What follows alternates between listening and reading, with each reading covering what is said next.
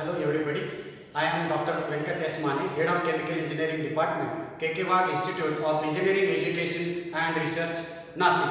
We are going to talk about the azeotropic distillation and extractive distillation. Okay, what are the definitions or what is meant by the azeotropic distillation, extractive distillation, then what are the various applications of azeotropic distillation, extractive distillation, and the comparison of azeotropic distillation and extractive distillation, and why it is need to go for the azeotropic distillation and extractive distillation rather than the regular distillation type. Okay. Now, as we all of us know, the distillation is nothing but the separation of the components depending upon the boiling point difference. As we all of us know that the more volatile component, the component which is having the less boiling point is evaporated at the top, and the high boiling point component is obtained at the bottom of the distillation column. It is called as the residue or the bottom product. The main problem is that when the azeotrope is formed or having the boiling points closer for the component, then it is very difficult by using the ordinary type of the distillation. For getting the greater degree of the separation, we need to have the larger difference of the boiling points for the components for the separation. So at that cases, we are going for the azeotropic distillation and for the extractive distillation. In the azeotropic distillation, the main problem is the azeotrope is going to form. Then what we are doing, that first of all we talk about the azeotropic distillation. In this process of azeotropic distillation, the component which is going to add is the entrainer, that is used to trap the particles in the current to separate the azeotrope, to break the azeotrope. Okay, the third component we are going to add over here. In the ordinary distillation, we are not adding the third component, just making use of the heat. Okay, we are going to separate by the ordinary distillation, but in the azeotropic distillation, we are going to add the third component, and that component is called as the entrainer. Okay, which is going to break the azeotrope, and then you can separate that particular component in the second column. Okay. Now we talk about the extractive distillation. It is the technique where the capability of mixing or miscibility, the component of being non-volatile and even high boiling point, could be the measurement of separating a mixture without even forming an azeotrope. The third component here also we are going to add it. That third component is called as the solvent. Okay, this is used for mixtures almost for the same volatility. Okay, in the azeotropic distillation, the main problem is formation of the azeotrope. Okay, to break that, we are going to add the entrainer. Here we are adding this, which alter the relative volatility, and in the second component, in the second column, we are going to recover the particular quantity of the solvent for the reuse. Okay, now what are the applications of azeotropic distillation and the extractive distillation? Let us talk about first the azeotropic distillation application, mainly for the separation of ethanol and the water using the benzene as an entrainer.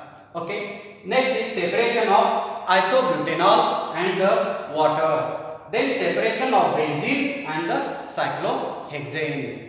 Okay, where we use the extractive distillation? In the extractive distillation is used. Take an example of separation of toluene and the isooctane. The component, the third component, that is the solvent we are going to use is as a phenol. In the second column, we are going to recover the phenol. See, in the first column, the component which is having the less boiling point component or the more volatility is obtained at the top. In the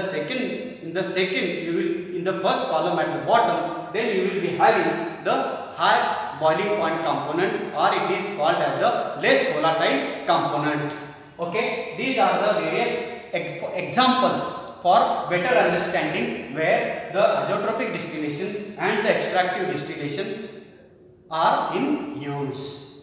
Okay, now what is the comparison of azeotropic and the extractive distillation? Extractive distillation is more desirable than the azeotropic distillation because the greater choice of added components, since no azeotropic formation is there. We have the greater choice for the selection of the third component as a solvent than that of in the azeotropic distillation. Okay, because there we have to check it, the component which break the azeotrope. Okay. The second is generally smaller quantities of the solvent must be volatilized. That is the basic advantage of the extractive distillation. But if you check the third one, if you need to bear in the mind that if you have a mixture with very different volatilities, then the most effective separation would be the azeotropic distillation. As I told you that in the extractive distillation, it is suitable for the closer volatilities or the boiling points are closer one, then extractive distillation is suitable.